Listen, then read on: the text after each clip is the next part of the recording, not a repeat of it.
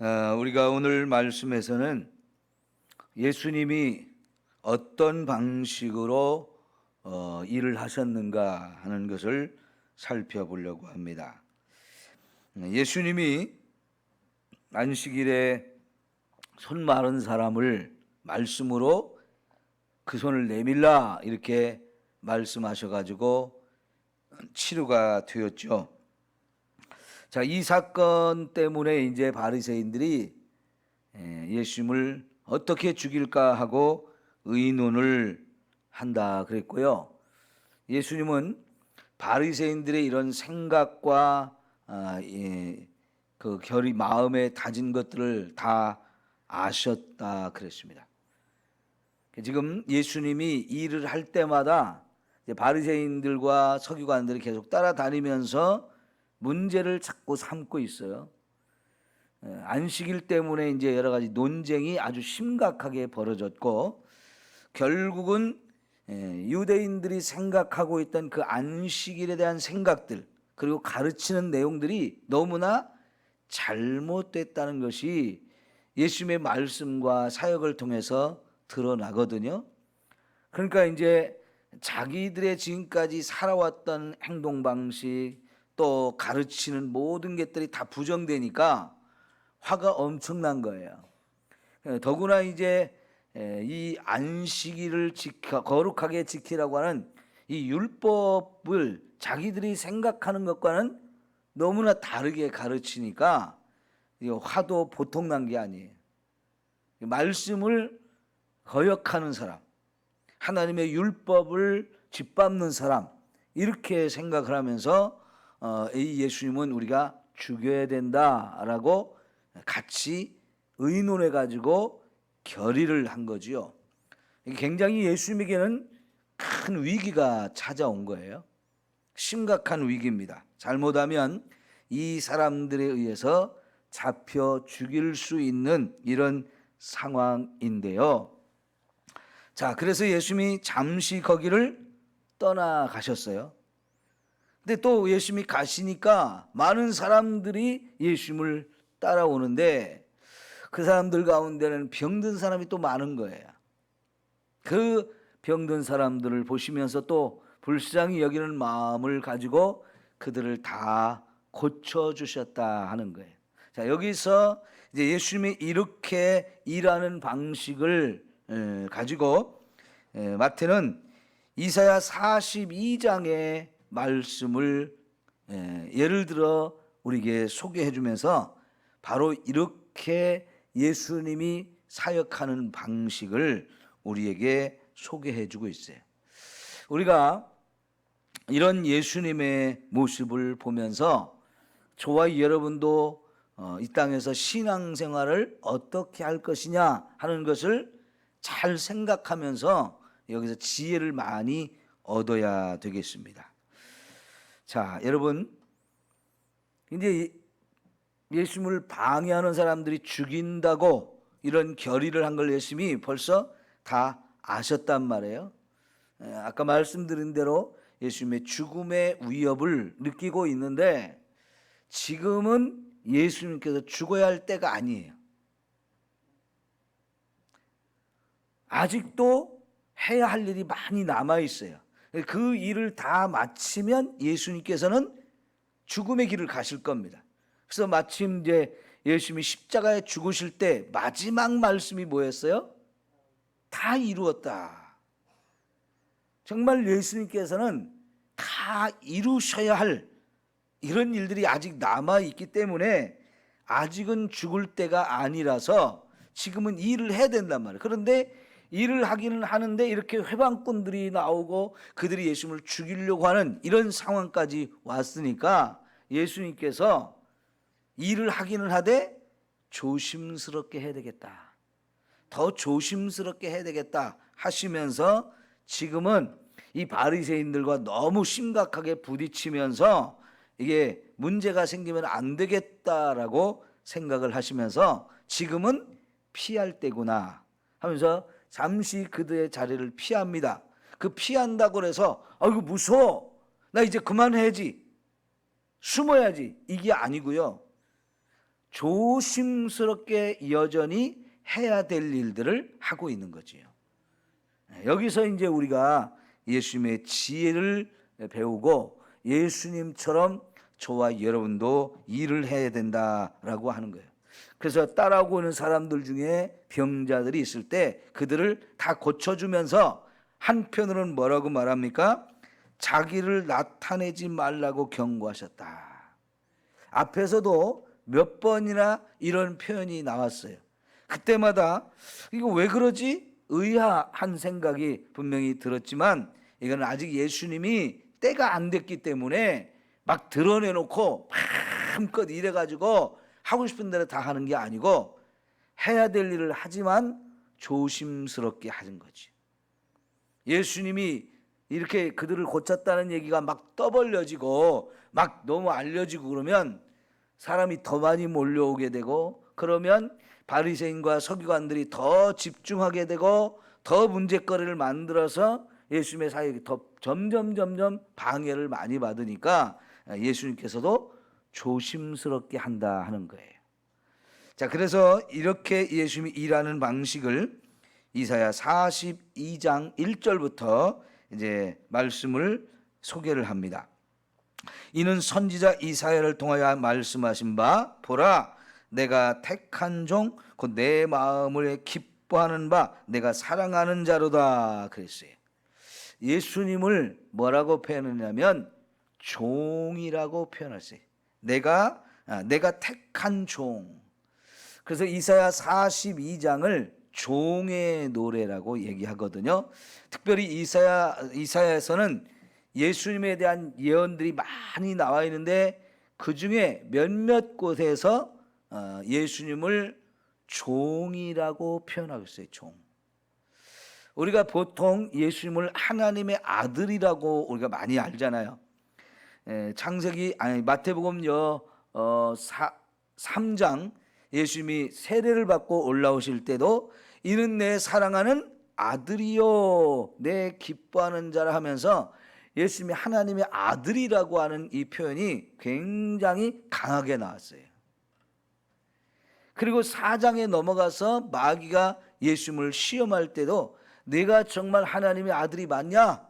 네가 정말 하나님의 아들이 맞다면 하면서 돌을 가지고 떡을 만들어 보라고 하고 높은 곳에서 뛰어내리라고 하고 그때마다 다 네가 하나님의 아들이라는 걸 증명해 보라는 거였어요. 하나님이 직접 하늘에서 음성을 들려주시면서 너는 내가 사랑하는 아들이다 라고 이렇게 표현을 했거든요. 오늘 여기 18절에서도 보라 내가 택한 종이라고 이렇게 말하면서도 그 다음에 내 마음에 기뻐하는 바 내가 사랑하는 자로다. 여기 내가 사랑하는 자도다. 이 말은 결국 예수님이 하나님의 아들이라는 뜻이에요.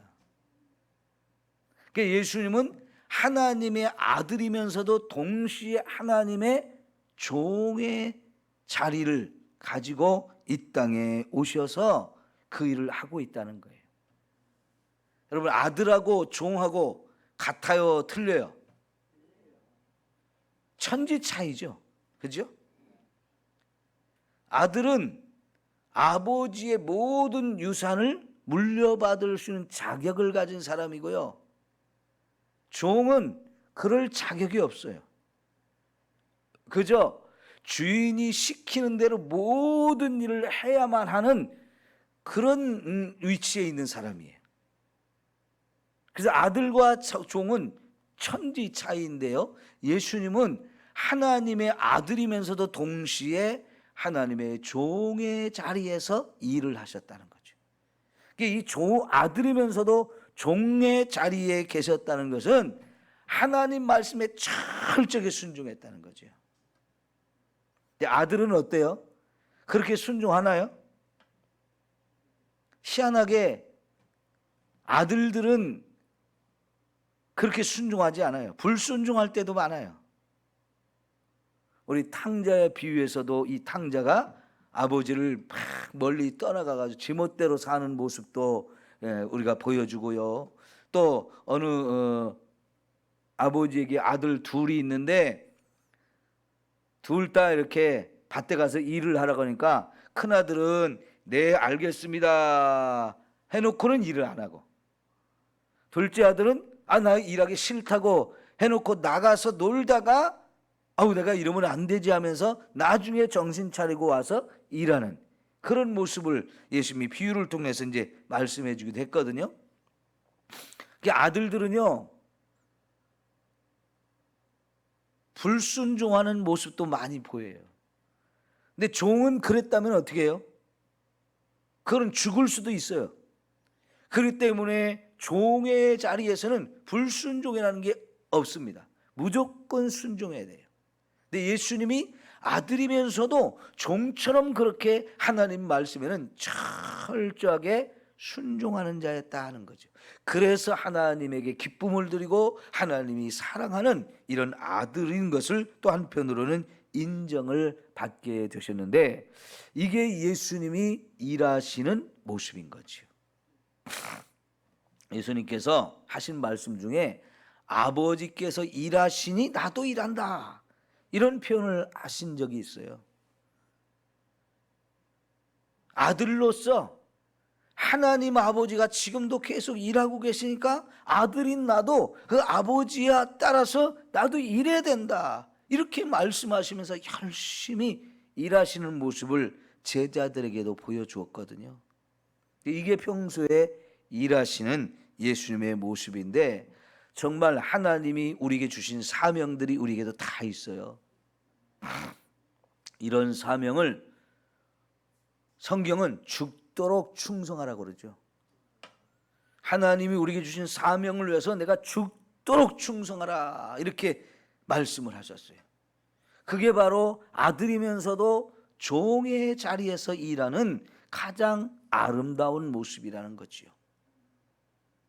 여러분, 정말 우리 하나님이 주신 이 사명에 따라서 때로는 저와 여러분의 목숨까지도 내어놓을 수 있는 이런 자세로 실제로 일을 해야 돼요.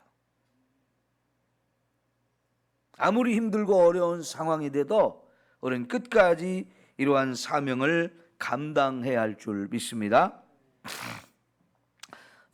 제가 수원에 있는 합동신학원이라고 하는 곳에서 대학원 공부를 했는데, 같이 공부한 이 동기들 중에 선교사로 나간 친구들이 많이 있습니다. 그런데 이제 중국으로 사역을 나간 선교사들이 여러 명 있었는데요, 다 추방됐어요. 다 추방됐어요. IMF가 오기 전에 이미 중국에서 다 선교사들을 내쫓아가지고요, 다 추방이 됐어요. 선교사로 나가서 막 한평생 거의 일을 했는데 갑자기 쫓겨나니까 그분들이 얼마나 충격이 컸겠어요. 마치요 부모를 자식하고 떼어놓은 거고 똑같은 거예요. 한참 자녀들을 낳아가지고 막 양육하고 있는데 그 부모와 자식을 생이별을 시켜놓은 거고 똑같은 거예요. 선교사들이 이게 진짜 자식을 빼앗긴 것처럼 막 고통스러워하는 거예요.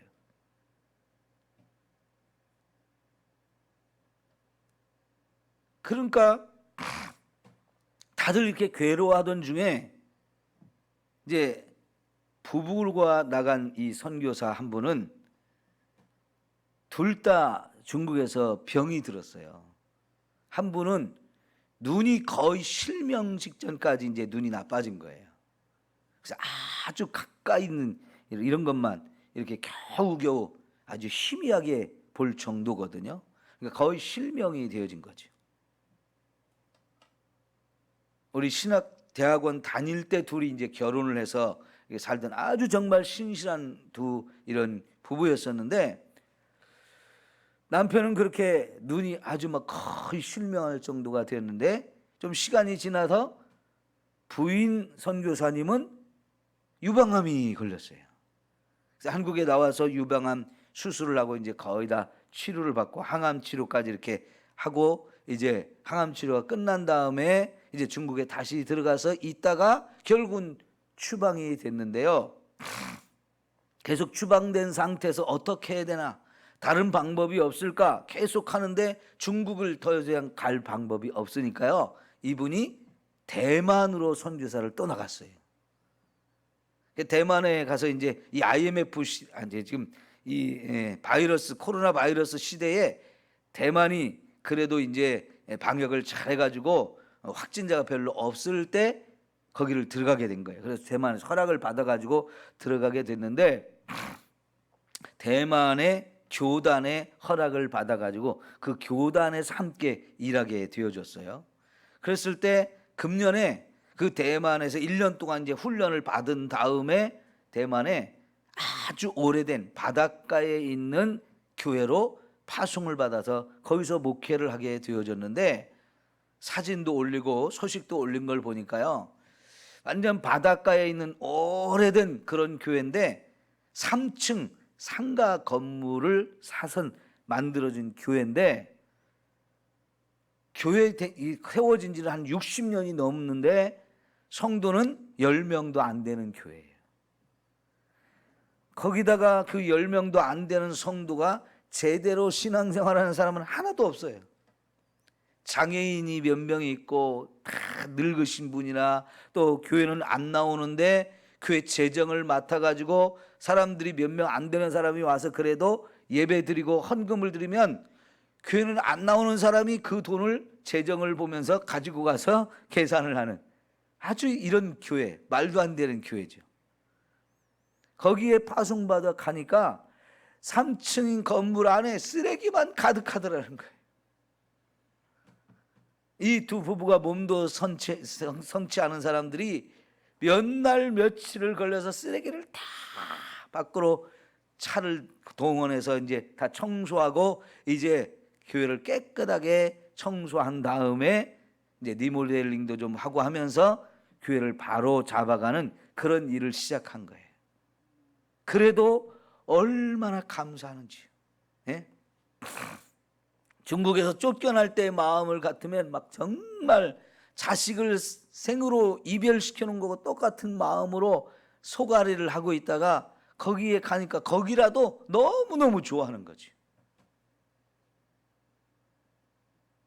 그리고 여러분도 TV를 통해서 알게 되신 저희 동기 중에 자식을 10명 낳은 목사님이 있었잖아요. 충북 진천에서 목회하시면서 10명 낳은 목사님이, 그 목사님이 진천에서 교회를 개척해가지고 시골 교회를 개척해가지고 목회를 하다가 10명의 자녀들을 다 데리고 중국에 선교사로 갔어요.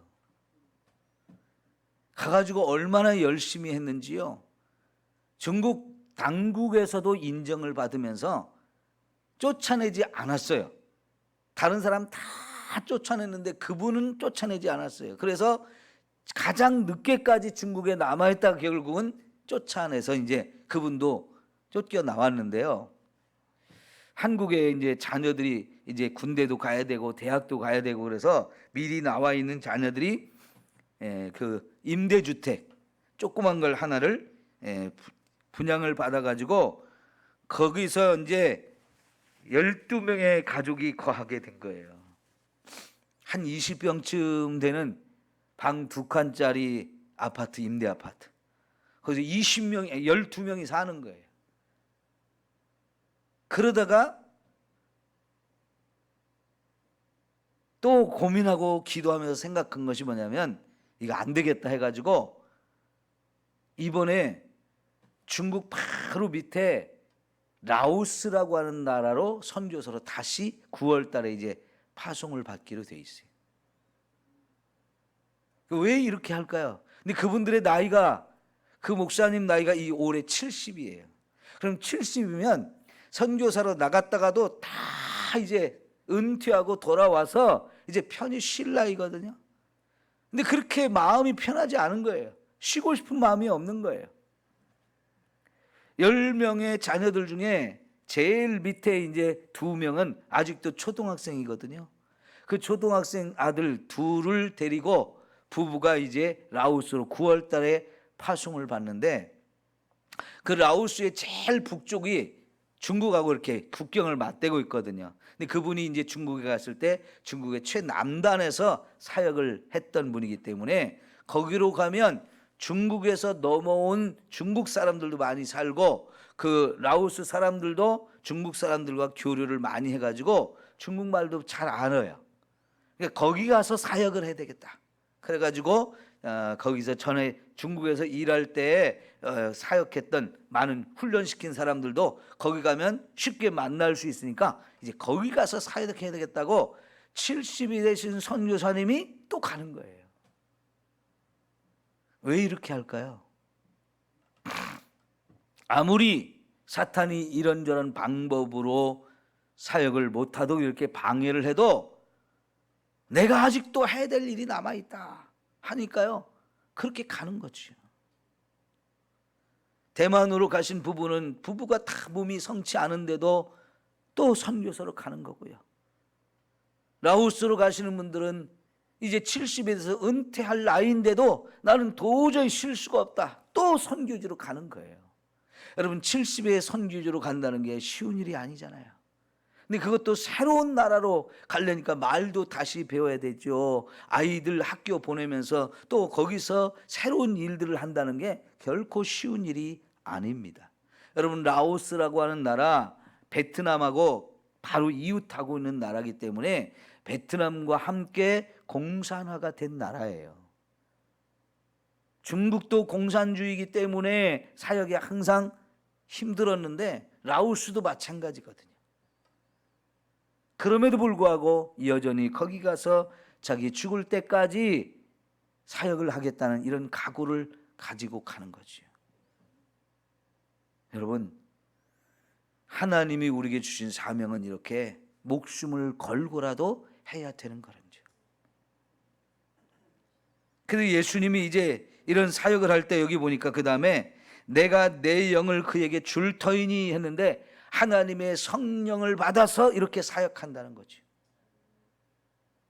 예수님도 제자들을 보낼 때 너희가 이 예루살렘에 머물러서 내가 성령 줄 때까지 가지 마라, 땅 끝까지 가야 되는데 성령을 받고 가라 하시면서 명령을 하셨죠. 예, 이제 주의 일꾼들은 이 성령의 충만함을 받는 것이 이렇게 중요해요. 성령의 충만함을 받아서 하나님이 맡겨준 사명을 감당해야 한다는 거지요. 여러분, 오늘 저와 여러분이 성령으로 항상 충만할 수 있도록 기도하십시오. 그러면 성령께서 저와 여러분을 사용하십니다. 성령께서 주신 권세와 능력을 가지고 할 때 가장 강력한 이런 사역이 되어질 줄 믿습니다. 자, 그가 심판을 이방에 알게 하리라 하는데 이제 하나님의 아들 되신 예수님의 사역을 설명하면서 이사야는 첫 번째로 이방인에게 복음을 전할 부분을 얘기하고 있어요. 이 예수님의 사역은 유대인에게 국한되지 않는다는 거예요. 유대인은 물론이거니와 이방에까지 그 사역을 넓혀서 이방인들에게도 복음을 전한다는 겁니다. 여기 21절에 보면 처음과 끝을 또한 이방인들이 그의 이름을 바라리라 이렇게 말했는데 마찬가지예요. 18절의 그 마지막 부분에서도 또 21절에서도 똑같이 이방인에게 이 복음을 전할 것을 말씀하고 있고요. 그 다음에 19절 보면 다투지도 아니하며 들레지도 아니한다. 다툴 일이 많이 생기는 거죠. 그런데 다투지 않는다는 겁니다. 여러분, 다투어서 내가 이긴다고 이기는 게 아닌 거죠. 다툴 일이 생겨도 다투지 않고 물러서주고 양보하고 그러면서 조심스럽게 지혜롭게 일을 하면서 또 한편으로 들레지 않는다. 그러기엔 뭐냐면 막 들춰내고 막 소란스럽게 이렇게 하지 않는다는 거예요. 물론 예수님의 사역이 너무나 어마어마한 표적들이 나타나니까 막 소문이 팍 퍼져 나가서 수많은 사람들이 그 소문 듣고 오지만 그러면서도 예수님은 조심스럽게 조용조용히 일을 하셔가지고 아무도 길에서 그 소리를 듣지 못하리라 라고 할 정도로 조용하게 일을 하셨다는 거죠. 여러분, 예수님이 갈릴리 전체를 2차례 3차례를 다니면서 복음을 전했고 어마어마한 일을 해서 수많은 사람들에게 소문이 나고 쫓아오고 하지만 언제나 예수님은 조심스럽게 하셨어요. 근데 이 부분은요, 이 부분은 지금 우리와는 달라요. 아까 그런 선교사님들이 공산주의 세상이나 아니면 이슬람권이나 이런 데 가면 진짜 조심스럽게 소문 없이 이렇게 일을 해야 되지만 우리 같은 상황에서는 그래요, 안 그래요? 마음껏 또 해야 됩니다. 또 이런 거는 이제 상황 따라서 좀 달라지게 우리가 적용을 해야 되겠죠. 자, 특별히 20절을 보면 상한 갈대를 꺾지 아니하고 꺼져가는 심지를 끄지 아니하기를 심판하여 이길 때까지 한다 그랬어요. 여러분, 상한 갈대 쓸모 없잖아요. 아무짝에도 쓸모 없잖아요. 그런데 그 상한 갈대도 꺾지 않으신다. 옛날 등잔 같은 거 오래 쓰다 보면 심지가 타가지고 불이 꺼져가죠. 그러면 그거 살짝만 해도 꺼지거든요. 그런데 그런 등불까지도 끄지 않고 살펴주신다는 거예요. 언제까지? 마지막 심판하여 이길 때까지 하나님은요, 자비를 베푼다는 거예요. 그러니까 아까 죽이려고 하는 사람들을 피해서 잠시 나왔지만 또 가는 길에 수많은 사람이 따라와서 병자가 있으니까 안타까운 마음에 그들을 또 치료해 주는 거예요. 이게 예수님이 정말 사랑의 마음, 자비의 마음을 가지고 막 이렇게 안타깝게 사역을 하고 있다는 얘기죠. 이 선교사들이 쫓겨나도 다른 곳을 찾아간단 말이죠. 제가 아까 선교사님들 얘기를 했지만 한 분은 이제 저 동남아시아에도 가면 중국 사람들이 많거든요. 보통 이제 그 사람들을 화교라고 말하는데 한 분은 저 인도네시아 발리로 이제 그 화교들을 찾아서 갔어요. 그러다가 지난번에 제가 말씀을 한번 드렸는데 이 코로나 바이러스에 감염이 돼가지고 급하게 이제 에어 앰뷸런스를 구해가지고 이제 한국으로 돌아오셨는데요. 그러니까 사역하다가 이렇게 병에 걸려서 죽을 뻔한 이런 상황도 오는 거예요. 그래도 그분들은 사역을 포기하지 않아요.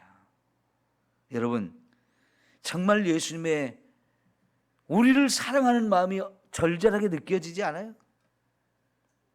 우리를 끝까지 사랑하는 이런 마음을 한 명이라도 더 구원해야 되겠다는 이런 아름다운 마음을 가지고 이렇게 사역하는 이런 예수님의 모습이야말로 저와 여러분이 본받아서 정말 영혼을 끝까지 사랑하고 뜨겁게 사랑하면서 이렇게 맡겨준 사명을 함께 감당하는 저와 여러분 모두가 될 수 있기를 축원합니다. 네, 기도합시다.